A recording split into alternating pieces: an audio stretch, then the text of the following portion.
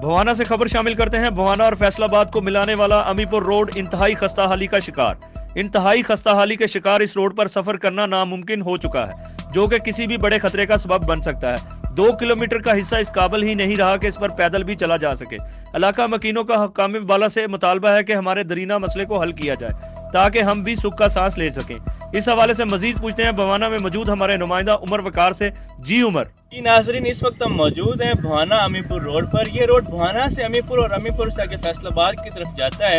इस रोड पर 2 किलोमीटर का हिस्सा इंतहाई खस्ता हाली का शिकार है, टूट फूट का शिकार है, जिस पर गाड़ियों का और मोटरसाइकिलों का चलना दुश्वार हो चुका है। लोग इंतहाई मुश्किल के साथ इस रोड पर सफर करते हैं। यहाँ के लोगों का कहना है कि हमें हर साल हर इलेक्शन में ये मीठी गोली देकर मना लिया जाता है कि हम इस रोड की तामीर करेंगे, लेकिन ताहाल हमारे इस मुतालबे को किसी ने मुकम्मल नहीं किया। तो यहाँ के लोगों की ये आवाज़ है कि हमारे इस मुतालबे को जल्द अज जल्द मुकम्मल किया जाए ताकि हम भी सुख का सांस ले सकें।